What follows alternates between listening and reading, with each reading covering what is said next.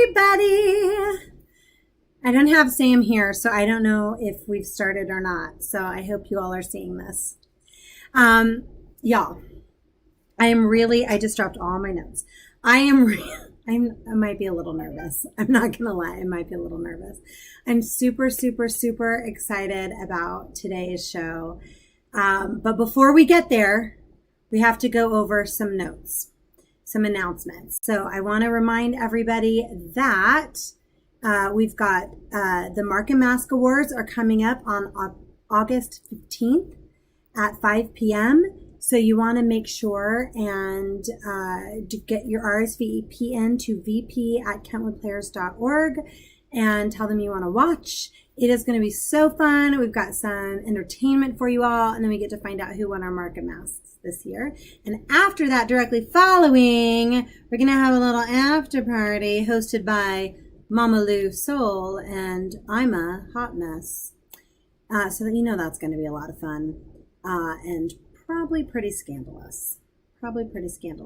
Also, Good People is next Sunday. So get your reservations in for Good People at Torrance Theater Company. And also, just so you all know, I will be attending that. So we will not, and Sam will also be attending it. All the Sams are going to be attending that. So we will not be doing a show next Sunday. I know. Breathe through it. It'll be fine. But go see Good People. That'll be your entertainment for next Sunday evening. Yay!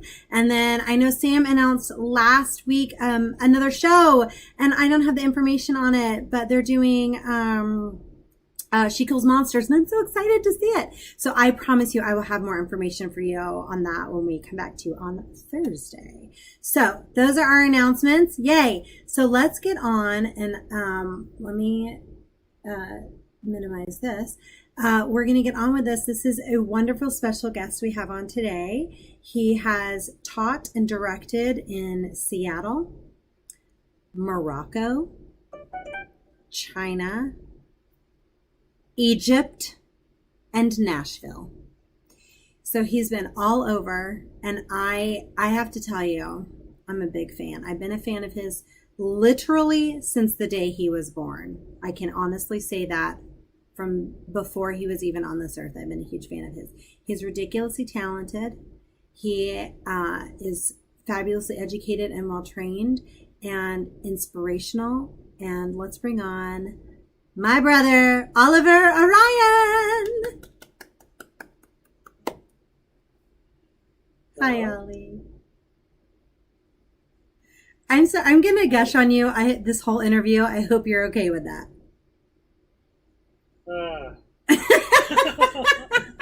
I know you're always like that. Just so everybody, I'm picking up my notes right now. Sorry, guys, but just so everybody knows, I brag on him, and he's like, "Stop." But in all seriousness, and this is I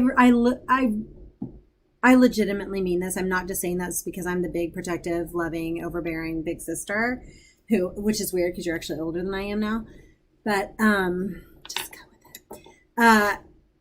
But in all seriousness, you are really talented and you are very creative. And I am really anxious and excited to hear about when we get into this, about where you get these ideas and these visions and all this stuff, because you really are pretty great. So let's start with your life. How did you get involved in this crazy world of acting? Because of you, I think. Yeah, because of you, Samantha. Aww. And Mom. So when we were kids, when you were probably in middle school and I was in elementary or whatever, like our mom was still doing her bachelor's in theater, and I was a little kid, and the theater was my childcare, so I was just given free reign around the building, and that's so many early memories, especially of the theater, were shaped by exploring and watching rehearsals and seeing my mom on stage, and then seeing you on stage, and eventually deciding to do it as well. but yeah, it was fun teaching kids stagecraft later, because when I was like one of the first days of stagecraft class, I would do a theater tour and show all the students the different areas of the theater. And I always thought of uh, mom when I got to the trap room, because when I was a little kid and she did Sweeney Todd, she was, worried that I was going to be traumatized, and she said, "Well, just so you know, I'm there. I'm going to be in the chair. It's going to look like he's hurting me, and I'm going to slide down this chute, and I'm going to disappear. But it's going to be okay because I'm not going anywhere. I'm going to be okay." And they demoed the whole barber chair slide for me into the trap room. Um, yeah, it was probably like 5 or 6. Yeah, you're little. But yeah, I have that memory, and it's fun to be able to share those connections from my childhood with my students. I love that. I love that at such a young age you were exposed to the magic of theater. And I mean that in the sense that you got to see how the magic was done, not just experience the magic. But I also imagine Yeah, that oh, yeah, just like those productions were really influential for me. I think, like I think Sweeney Todd for sure, and Dandelion Wine mm, especially, which I've forgotten, but I used to know some of the songs from, because they were stuck in my head from my childhood. And somewhere up in here, maybe one of these days, I'll get the melody back. Um, but yeah, that was an interesting gem. I still practice all the songs. So if there's a song that you're wondering, how did that go? I'd probably sing it for you. Oh, good. Oh, okay, Yeah. we can confer on that then. Yeah. For those who don't know, Dandelion Wine was a show that mom and I did while she was at school with Wade Williams, and Ray Bradbury wrote it, and Jimmy Webb did the music, and we were the original cast. And Ray and Jimmy came to the school and worked with us on this. And actually, Graciela is saying, and you talked to Ray Bradbury, and I was just going to tell that story. Do you remember that, Ollie? Only, I mean, yeah, but hazily. But Yeah. I didn't remember the content of the memory. Mom said I just asked him a question about space. You, it was, Because he it, was a science fiction writer, and so I was like, space. That's really cool, right? but it was so interesting because here we are, there's all these college kids, and then there's like a handful of us middle school kids that were also in the show. And then here's my like 8-year-old brother who's like, I've got a question. And Ray Bradbury was like, yes, sir. And then you asked, like, it might have been about space. I actually remember, and I'm sure Graciela will be able to tell us, but I say Graciela just because I'm trying to be professional, but mom will be able to tell us. But it was like this intelligent, well thought out question that like Nancy, everyone was like, what? Like, is this coming from this child? But yeah, it was pretty great. It was pretty great. It was really great. You've always been a genius, so that's no surprise. So I wanted, if you'll indulge me, I want to tell a little funny story. And this is the first show, to my recollection, that you did. And this was the very first show I ever auditioned for in my life. Do you know what I'm talking about? What I'm about to tell? Okay. Yes. We went into the theater. For me to audition. I had never auditioned for a show. This was going to be the first show that my mom was not in. And I went in and did my audition. And they looked at you and they went, do you sing? And they had you sing and do an audition. And you got Tiny Tim and I got nada. I mean, that just goes to show you the inequities for women in the theater. Oh. Yeah, just much more competition. I don't know if it was so much that or just you were the most adorable 5-year-old ever, and they were like, he's going to be really cute, Tiny Tim. You had long hair. It was really cute. But that was the first show that you ever acted in. Do you have, I mean, you were really little. Do you have memories? Did it make an impression on you? Oh yeah, no, I had lots of memories. Um, yeah, mostly getting bullied by the older Cratchit brothers or something. but Really? um, yeah, yeah. But no, I mean, I think yeah, it was a fun experience. I remember being really annoyed by having to hop around on one leg or with a crutch. Like it was a painful crutch, Yeah. hard to use under my arm. But yeah, I mean that's like the next year. I think it was the next year. I think I auditioned again, and I went like more prepared for an audition because I knew what it was, and I was singing a song and locked my knees and passed out and Oh blacked out, and yeah, just fell. my gosh, I And didn't even know that. mom I think took me to the bathroom, and I was so embarrassed. I didn't want to audition. I didn't want to finish my audition. I didn't want to do the Oh. play, and I never wanted to do a play ever again. Um, yeah, and so we left. I wouldn't be convinced to go back in, and we left, and I didn't do the show that year, and did other things. And then I think like I may have done some summer camps or other activities after that, but the next show I did was like a comedy called Inspecting Carol. I think I was 12. I was some Mhm. like precocious kid, like pain in the butt, which fits the bill. Yeah, yeah, yeah, yeah. That was, I do remember that because it was so funny. That was your return back to the stage in that particular theater, and you had gone from playing Tiny Tim as a 5-year-old in an appropriate time for a child to play Tiny Tim to now a 12-year-old playing in Inspecting Carol, who's also playing Tiny Tim.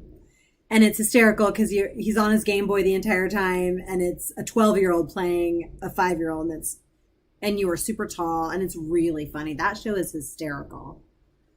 I love that. I'm glad you came back. I'm like, I didn't know this. I don't think I remembered this passing out story, and I'm so glad you came back to the theater. In a second, we're going to get into some of the more um, provocative things that you've done. I'm going to say provocative, but like I'm thinking like alternative things that you've done that I think really have shaped. I know they influenced my career, and I know they've shaped other people. So, but before that, I know you dabbled a little bit with the Shakespeare in school. You played Um, Hamlet. You want me to talk about that? Or? Yeah, yeah. Yeah.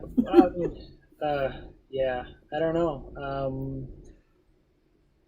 Yeah, I guess in high school got the bug again hard, and I had been doing a lot of acting, I guess, in middle school too, but there weren't as many opportunities, and I don't think I had done any other community theater shows. And so, yeah, when I got to high school, I started doing all the plays I could get into, and ended up doing Falstaff in a fat suit, like sophomore year, Okay. and yeah, Merry Wives of Windsor, um, and then Hamlet senior year, and Was that senior year? it I was thought that weird. was Yeah, before. yeah, Okay.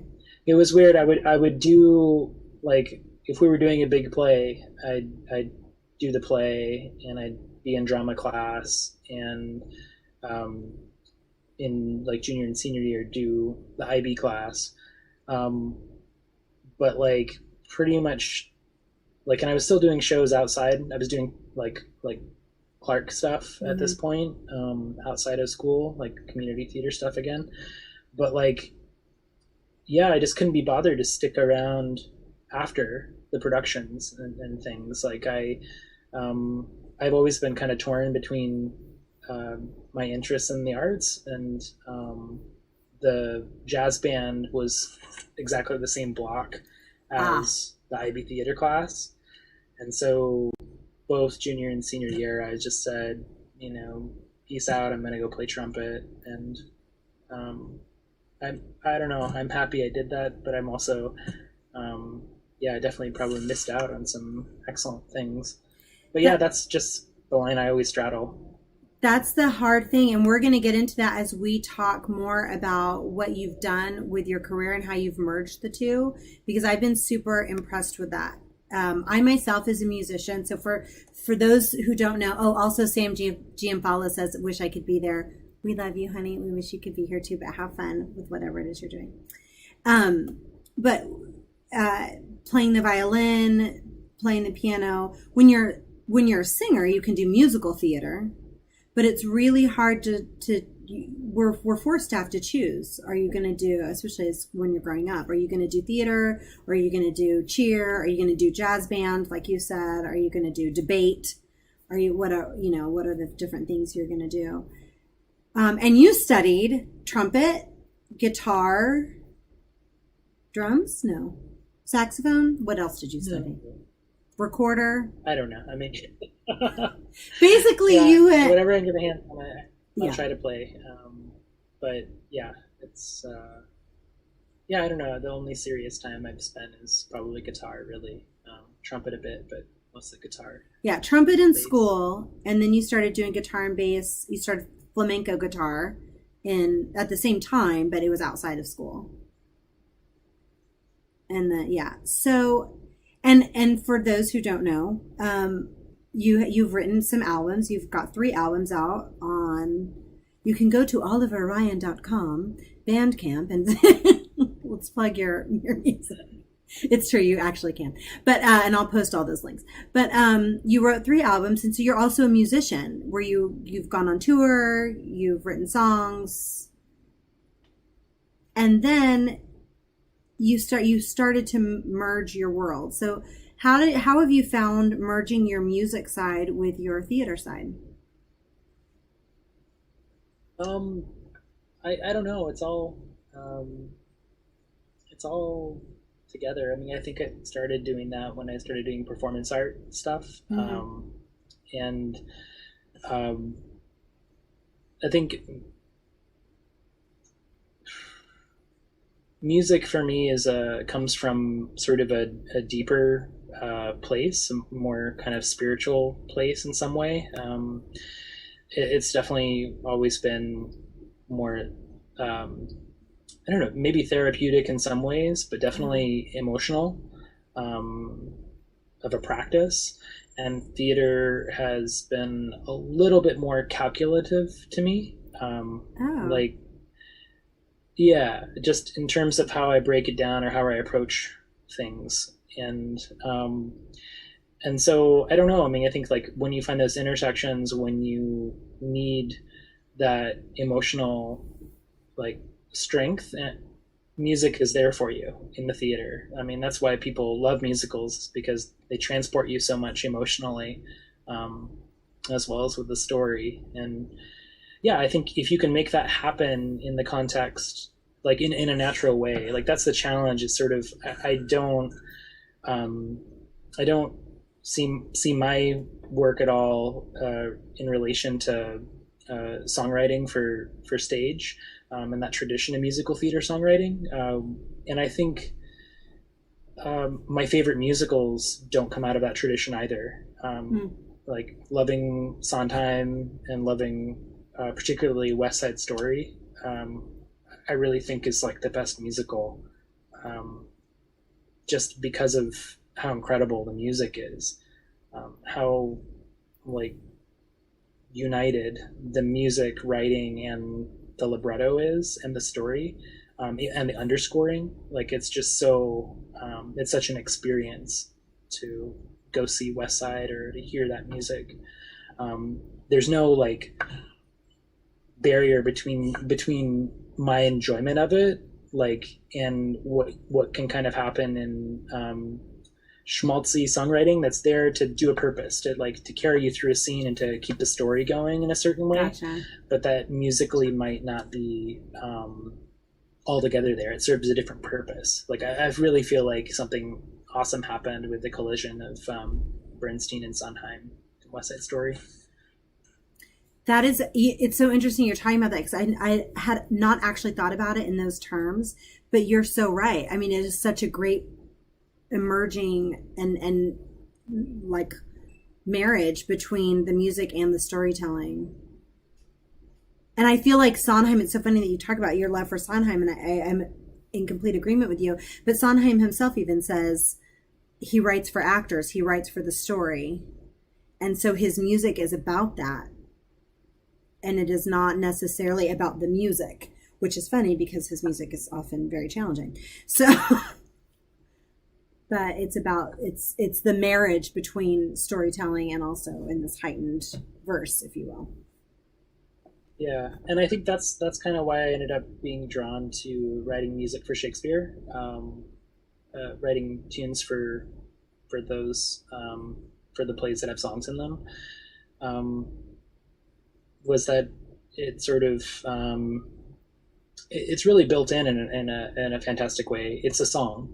Here we go. This is a song. It's not a song that's suddenly changing narrative voice from conversational language to a conversation with the audience directly and forward facing as a musical theater number would be. Right. It's presented in play as this is a song. Here is a song. Like I'm singing a song, and the song, the content of the song, the lyrics and stuff could be metaphorical or really different from the scene that's happening around it.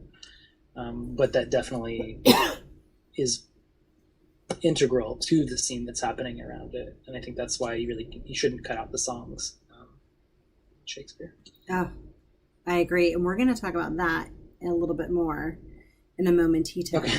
Because I want to get into that. I know exactly what you're talking. Where you're going with this. I want to talk about that because I agree with you 100%. And I feel like also there's music in life, and art is a reflection of our life, and theater is holding it, like we talked about last week, is holding up a mirror to our life and to society. And oftentimes we separate it, but it shouldn't be. It's really a part of us. Before we get to that, Cousin Deborah says, hi, Oliver and Sam. Good to see you both.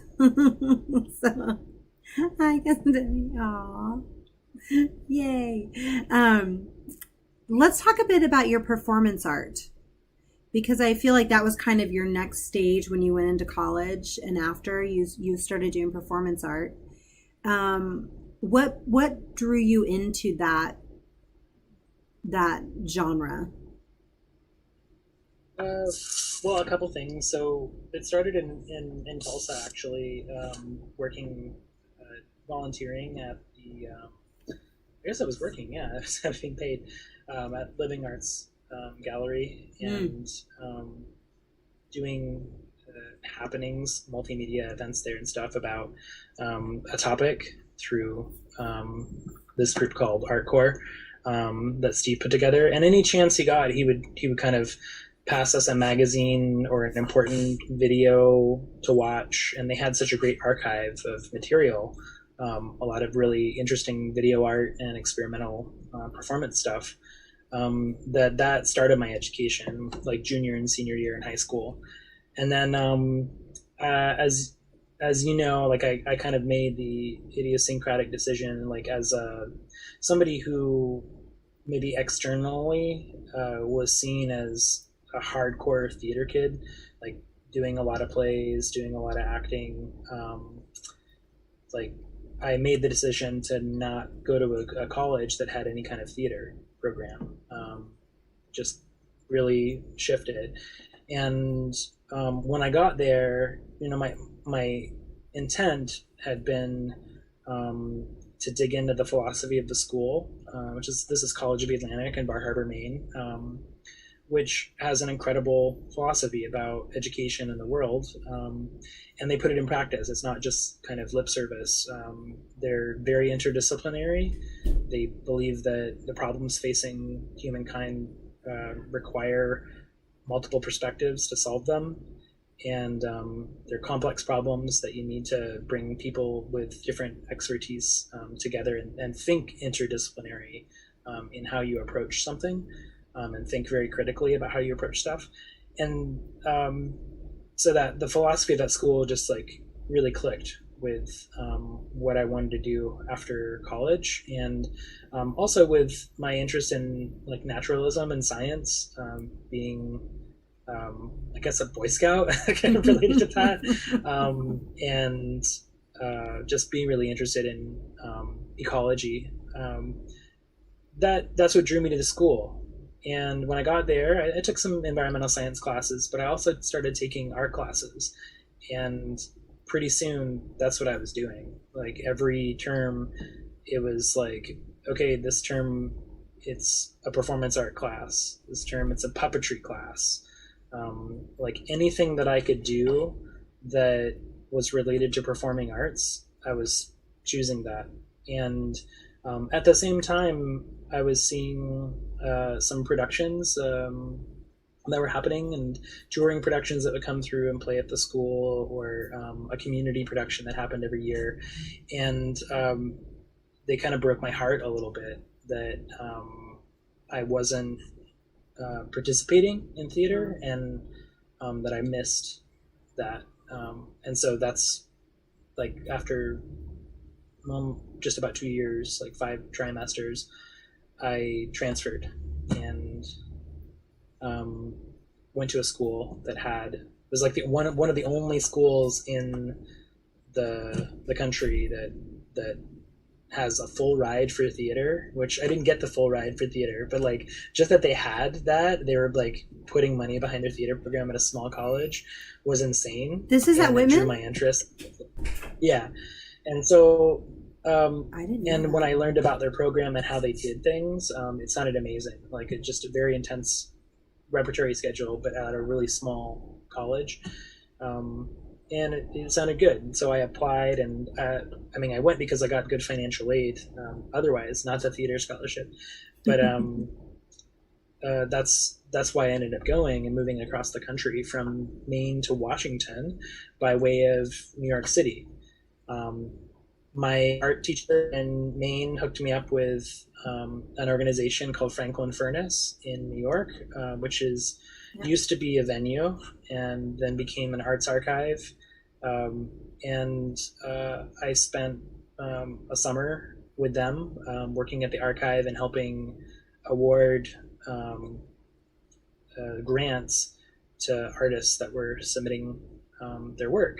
And they do like small, like they do $5,000 grants, like 10 of them every year, just to give artists like some money to produce something, some show, or finish a film or something like that. And so being part of that material selection process, learning about what was out there, was really inspiring and cool. And seeing art happening in New York at that time in 2002 or whatever.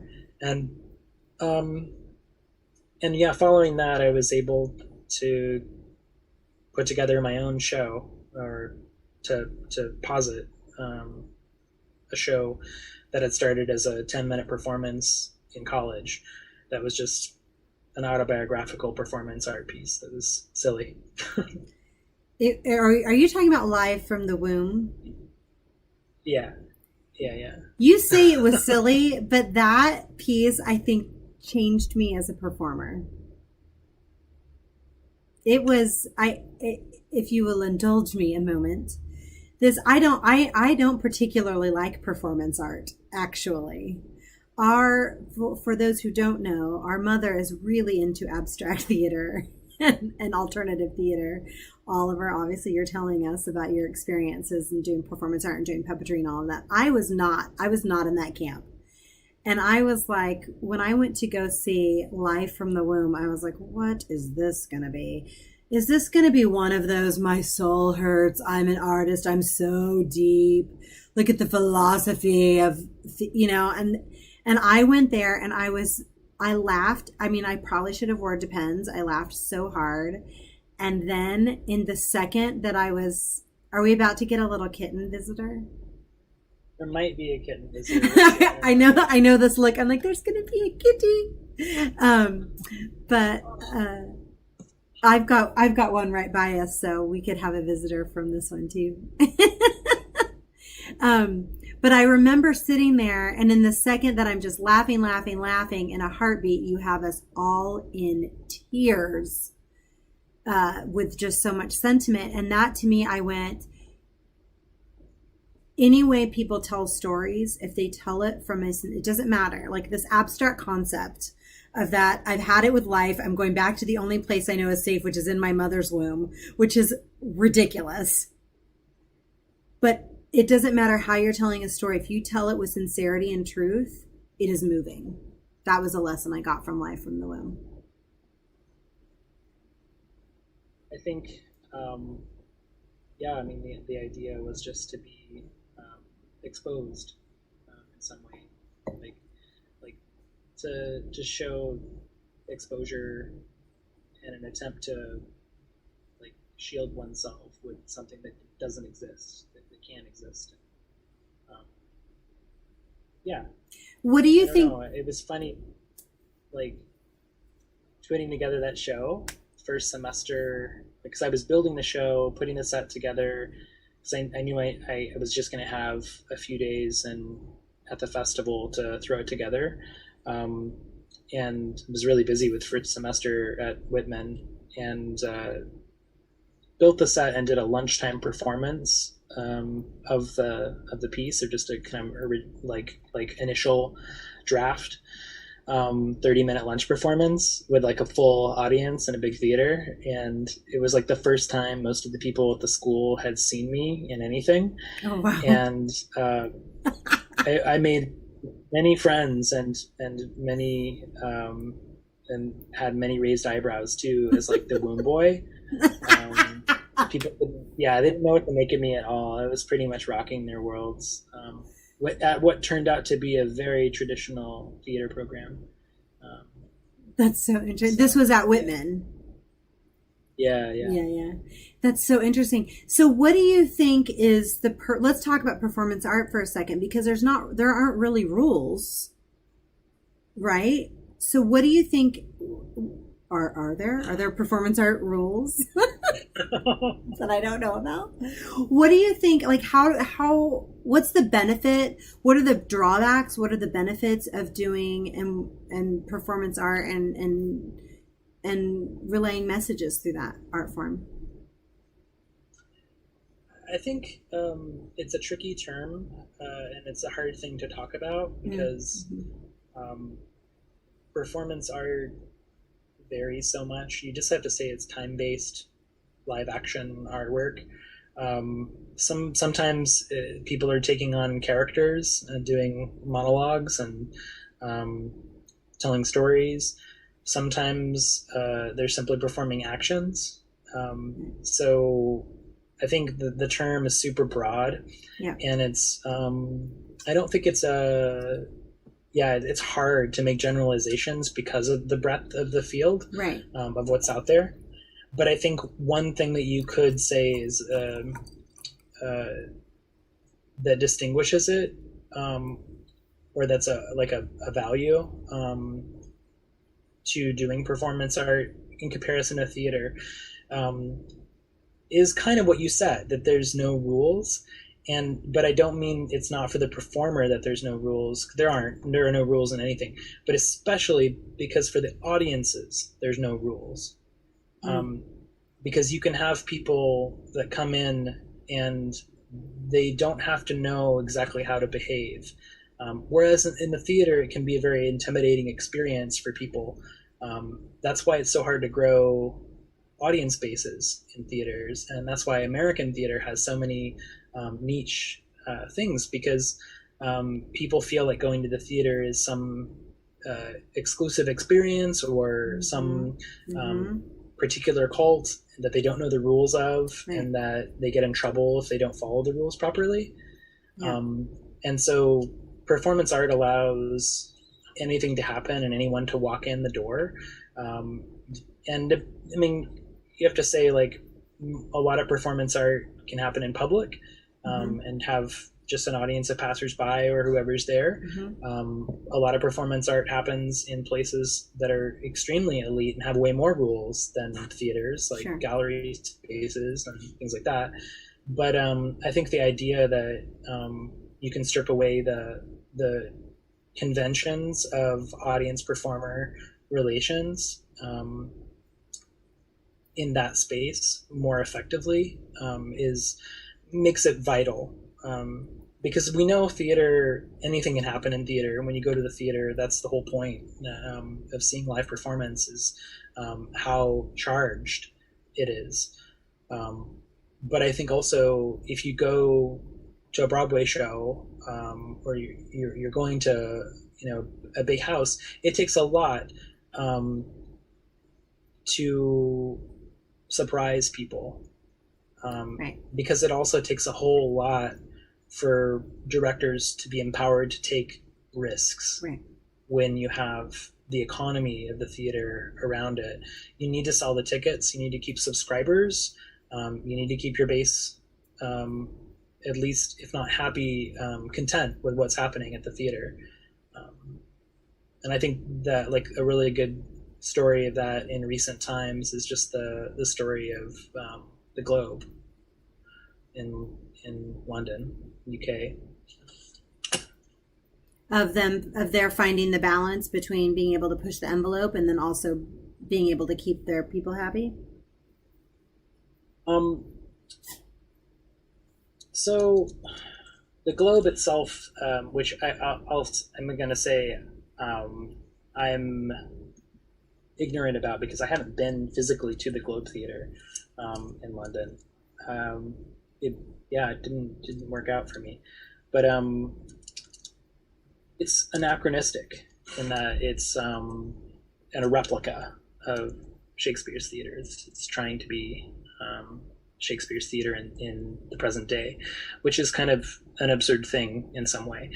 But just recently, it was 3 or 4 years ago, the new artistic director, Emma Rice, at the Globe had visions that were going to shake things up quite a bit from what the core board of directors and subscribers were comfortable with.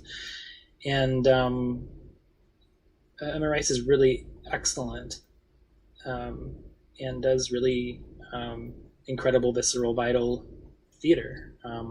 But for the Globe community, it didn't work. They're trying to be something anachronistic. They're trying to be sort of historical in some way. And I think to challenge that paradigm was way too risky for them to do. People didn't see the point of it there. They'd rather pretend that they're in Shakespeare's theater. And that's what's so interesting to me, because Shakespeare was so much of the people of the time.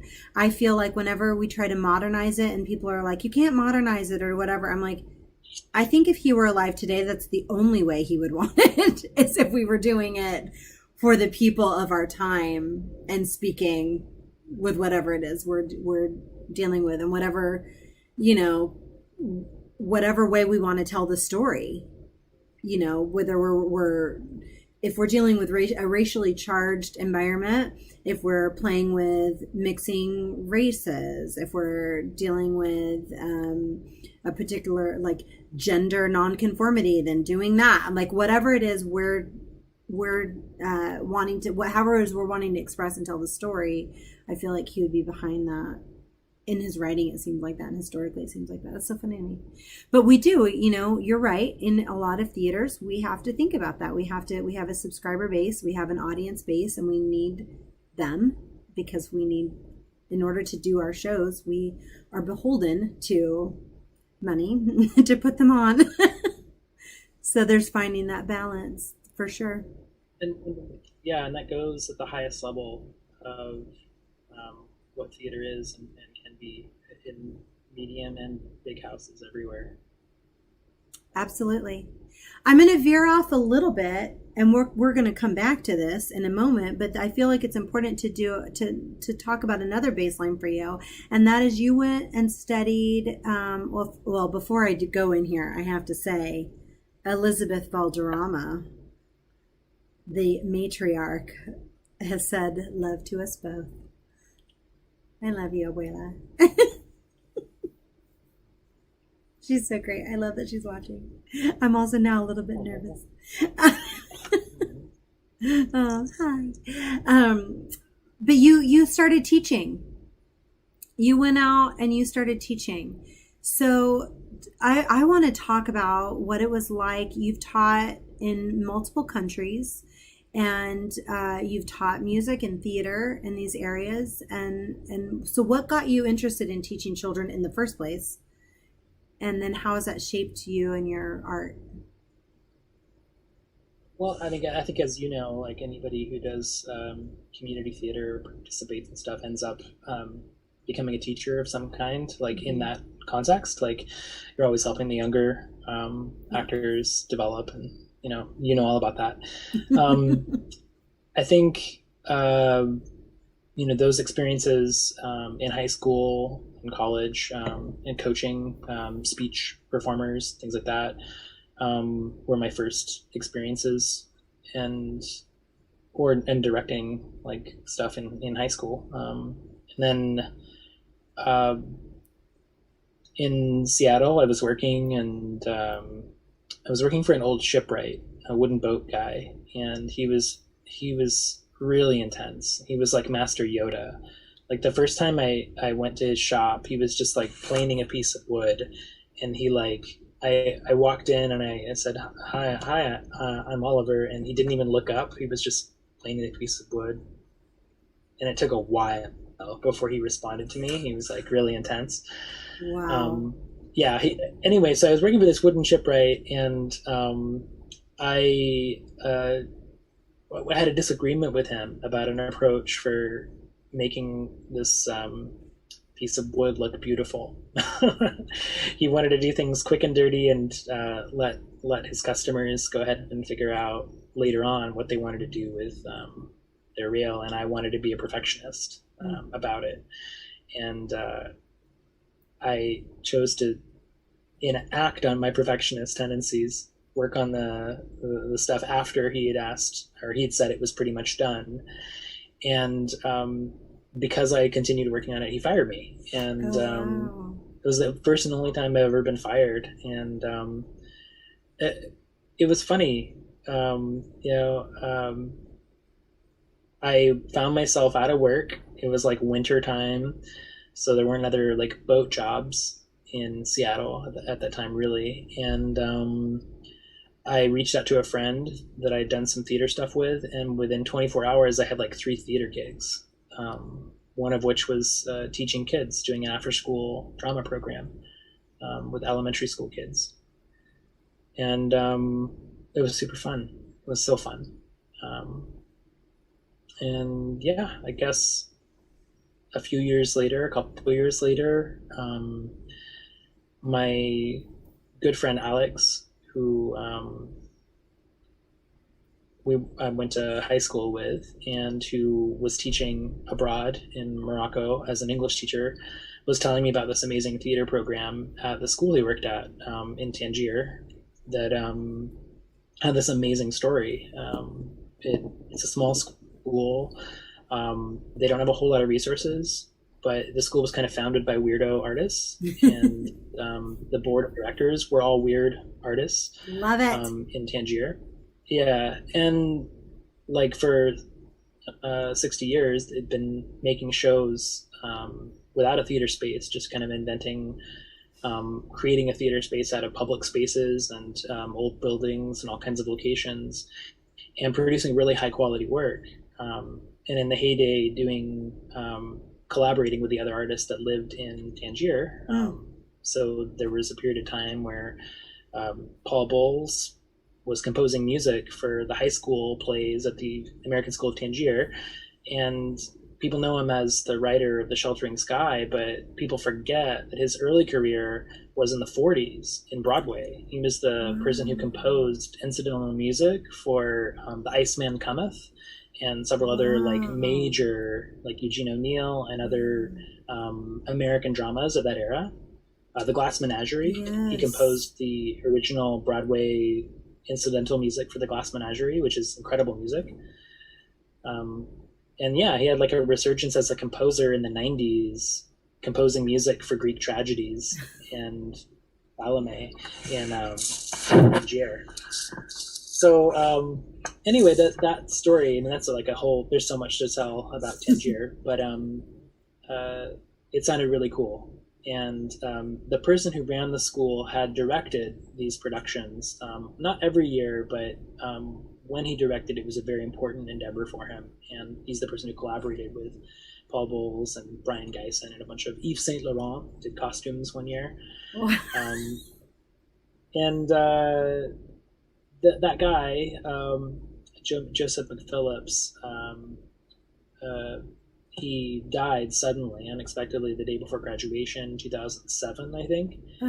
And Alex had to finish the play that year. And the next year, he put up a production of Waiting for Godot, and it went well. And then he had an idea. He wanted to do Twelfth Night, and his love of Twelfth Night actually came from seeing you in Twelfth Night in New York with some of your friends in a police station in Hell's Kitchen.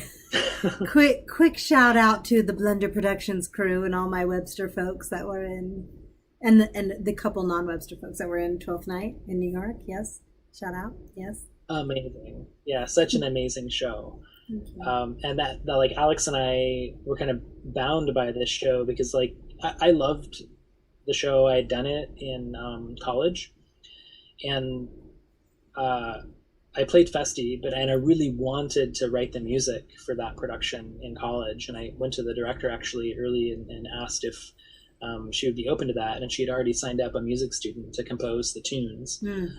So I didn't have the opportunity to do that. And then, Alex was reaching back to this experience we had seeing your production, which was just like incredible. It was so weird. We went inside a police precinct, I think, in Hell's Kitchen, and like through metal detectors, down a random hallway, up a flight of stairs, and all of a sudden you were in a theater. And when we showed up, it was like you guys were super excited to see us, and I think it was opening week maybe, and it was like the second night of opening week, and you hadn't had an audience. It was our second weekend. Yeah. Well, because this was, just so people know, this was not long after 9/11. And theater in New York took a huge hit after 9/11. And so our opening night, we did great. And then it was like nobody. And so you guys showed up and the best audience we'd had. Yeah. Well, and I think we showed up and it was, we were like, oh, there's nobody here. And I think somebody was like, well, last night we just did the show for, ourselves to practice and stuff, and we had a fun time. And we were like, oh, do you really want to, you don't have to do it if you don't want. And they were like, no, we're excited. We got an audience. We're doing this. And you guys all got set up, and we went and sat in the front row. Yeah. And just right front center, me and Alex, the only people in the audience. Yeah, audience and proceeded to watch the most amazing production of 12th Night. Just so funny, incredible, perfectly cast, perfectly designed, great music, just a wonderful group of friends making theater with total joy. Yeah. And I think, Alex told me that like he went back like 2 more times and kept bringing people, and you ended up having some good audiences. Well, I was going to say, total side note, and this is why I always tell people, you never know who you're performing with. So do your show full out, honestly, truthfully, because why are you doing it? You're doing it to tell your story. So it doesn't matter if there's 2 people or 2,000. And this was because he ended up bringing his, I want to say it was like the dean of the English department at Columbia, where he was a student or at least a high up English teacher. And then that teacher loved it and ended up telling his students. And then we ended up practically selling out the rest of the run. So you never know who you're performing for. Thank you, Alex, for coming back and seeing it 2 more times and bringing people, because they sold out our performances. So to tie that back to Tangier, yes, Alex had that in mind, had your production in mind, and wanted to do 12th Night, and thought he had a fantastic cast. There was a brother and sister that were a year apart, I think. Brilliant. And they looked like twins, and he had a really good core group of students, and we threw out a proposal for me to come over as an artist in residence and compose the music, co-direct with Alex. There's a reminder for reminder. Thank you, Google. And teach some workshops, middle school and elementary school drama workshops. So just be a theater artist in resident for a semester to do the play. I went to Tangier and did the play and did the classes, and they liked it, and they offered me a job. on the condition that I also taught music, I because there love wasn't that. a full-time theater position at the school. It was too small. So I had to teach elementary music and then fill out the rest of my schedule with middle school and high school art and drama, um, and produce shows every year. So yeah, I went back and did that 2 more years after that, and had an incredible, yeah, wonderful time producing shows there and getting to know the community in Tangier and picking up Moroccan Arabic. And, yeah, it was a good experience. Which is, I mean, that's amazing when you're learning a different culture, you're learning a different language, and you're learning about, and that was also an international school, if I'm not mistaken. And so you have people from other areas bringing in their experiences, children from other places. I think that's great. I could keep you on here for hours, but I do want to kind of, you know, I want to get to some nuts and bolts before we have to go. You know, as we know, I've said before, you taught in China, you most recently were running the theater program at the international school in Cairo, for middle school and high schools. Oh gosh, elementaries too? Elementary, middle, and high school? No. Just middle and high school. Okay. No. Which Mom and I had the opportunity to go and see and meet your kiddos, and that was really an awesome, fun time. But talk to me about the importance of music and theater with these young minds and their in education. I mean, like, what have you noticed in your experiences going all over as how people develop and how important it is for them to have this in their lives? Or is it not? Are you like, it doesn't really matter? No, definitely not. Yeah, how to say how much it matters emphatically. Well, I think what music does is it really develops the mind skills for mathematics, and an emotional sensitivity, and I think that unification of like a really calculative thing of teaching music and teaching the theory of music to students and how to play instruments, how to read music, like guiding them through that process, but also having it connected to the joy of experiencing music and creating music together, and having that be varied emotional, states, I think is just invaluable for developing young people. And then theater, I have strong ideas about it. For me, theater is theory of knowledge in practice, and it's empathy in practice. It's how you develop tools to understand yourself and others. I love that. When you start, when you start getting into improv, for example, like improv goes to such a deep place in terms of listening to others and being comfortable with yourself and cooperation and building something together, that you can do so much values work with students around improv. And that was one of the lenses in which, like, our core values of the institution in Cairo, I use those explicitly in the context of the improv class, to help students progress, because it takes like a tremendous amount of courage and empathy and integrity, respect, to be an improv actor. And if you can hone those things, you're training kids to actually do those things. Like, and when you're improvising, like, if you're building the right dynamic for improvisation and coaching, in the right way. You're not just letting the loudest, most outrageous voices like dominate others, but you're providing opportunities for everybody to learn, and you're coaching those kids who might be more inclined already, extrovert performers, to set up others for success, and to understand that they can build something much deeper when they work with others rather than showboating. Yeah. I mean, I think like a lot of theater kids, or drama kids,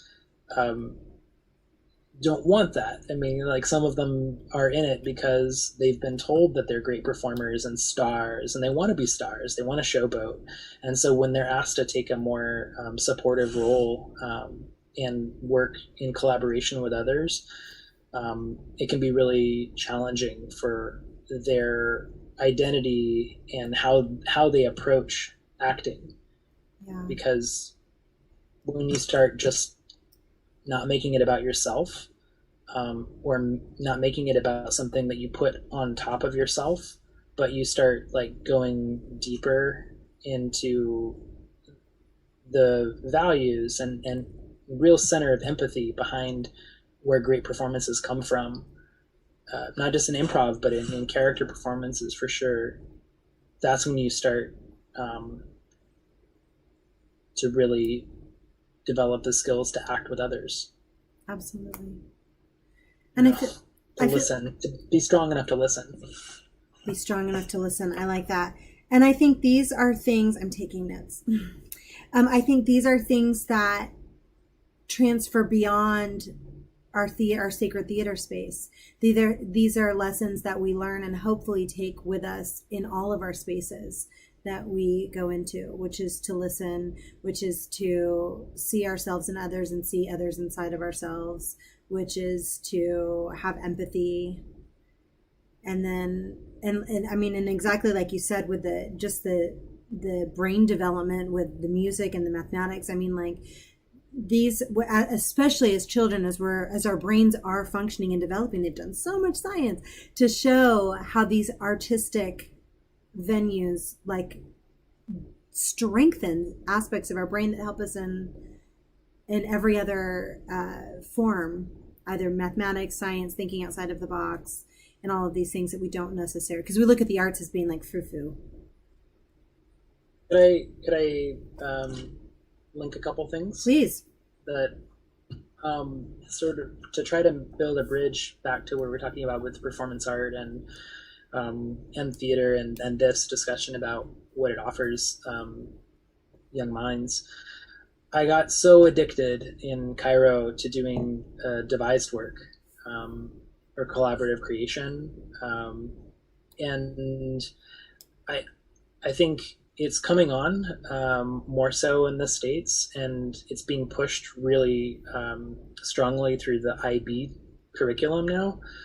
It's part of the IB course that you do a collaborative creation project. But yeah, the devising is just all I would ever want to do moving forward, almost in terms of creating theater. It's just so incredible to see, to put everybody's brain in play, and not kind of have this hierarchy of the playwright wrote the work, the director has the vision for the work, but to create something completely collaboratively and using what your personal context is, what you can offer in whatever way it makes sense in service of creating that performance. And I think also just like the way that collaborative creation, which I want to say like is not just necessarily original work. You can approach doing a written work in terms of collaborative creation. And I want to like just throw it out there. I mean, for people, get into the Wooster group. They've been doing that forever.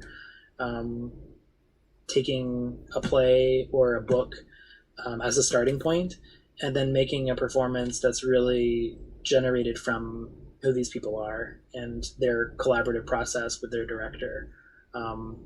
It's amazing. Like just I think, and that was like a reference point in New York when I was there in the early 2000s, seeing Brace Up, their version of is it Uncle Vanya, or is it the Three Sisters? But at Chekhov, the play didn't end. It didn't. They didn't finish the play, but the performance was incredible, and it had Steve Buscemi's grandmother or mom from the grave, like videotapes of her from the 80s, like reading text, reading Chekhov as a character on stage, like I think playing the youngest character on stage. It was just such a crazy thing. Willem Dafoe was magnificent in it, and yeah, so they're taking a work, they're taking a play, and then they're making something new of it through their collaborative process. But yeah, just like to kind of connect that back to education, to give students that challenge to synthesize. Like when you think about Bloom's taxonomy and like the intellectual effort that's required by most education, we don't really get much past application of knowledge, like in almost any course. So we're sort of learning stuff, regurgitating it, or using it to do a process that's kind of already existing in some way.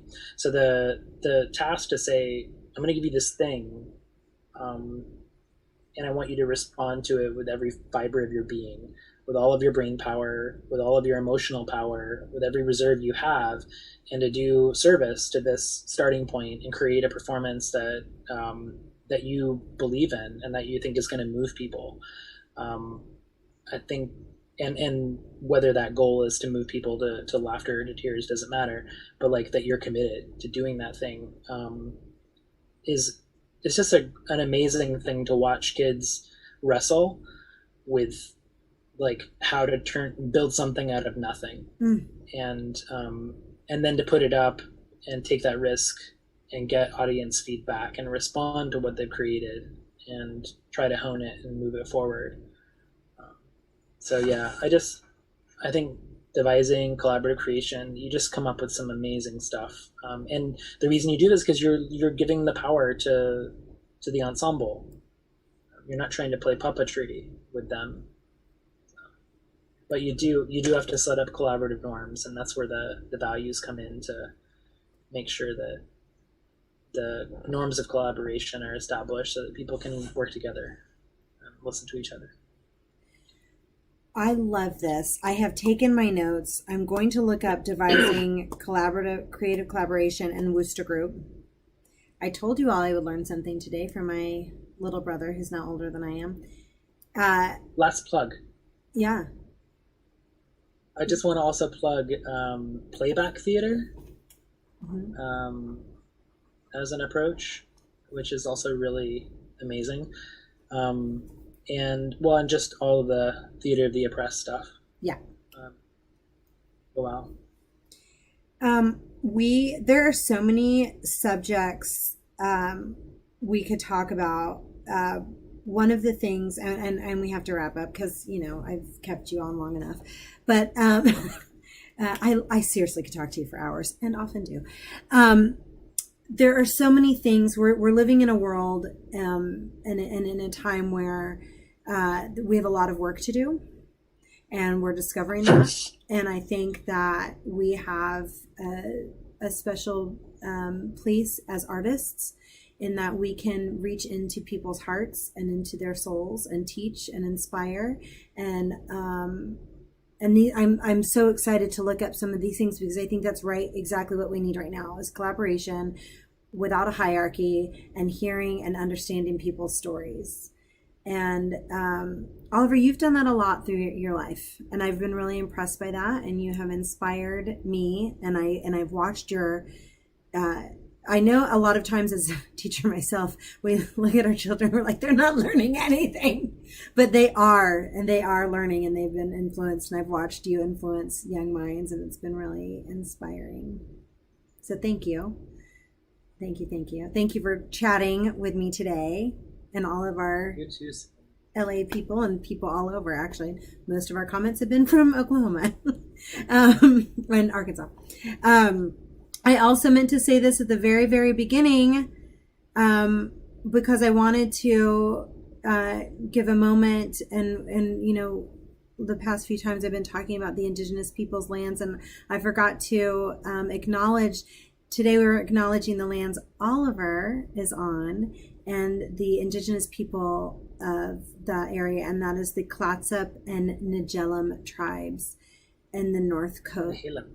Nihilum. I said J. Nihilum tribes in the North Coast of the currently United States region. So I wanted to acknowledge those peoples and those indigenous lands. So thank you. Thank you, Oliver, for sharing your history and your love and your knowledge. And I just appreciate your time. Thank you so much. Thanks for asking to have a conversation. It's great to talk to you. Yay. Thank you. And thank you all for watching and staying with us and joining and participating. And so I hope that you all have been able to take some stuff. I'm going to put these, my notes, I'm going to put them in the description below and some links. And as always, if you have anything you want to announce or add or questions or whatever, you can always email marketing@kentwoodplayers.org, and we're happy to talk about it. And I've got an in with Mr. Oliver Orion, so if we ever want to have questions for him, I can get them answered. I'm pretty sure. All right, everybody. We'll see you Thursday when we've got an actor, a backer, or a crew. You never know what we're going to have. It's going to be exciting, but we will announce it. All right, everyone. Take care.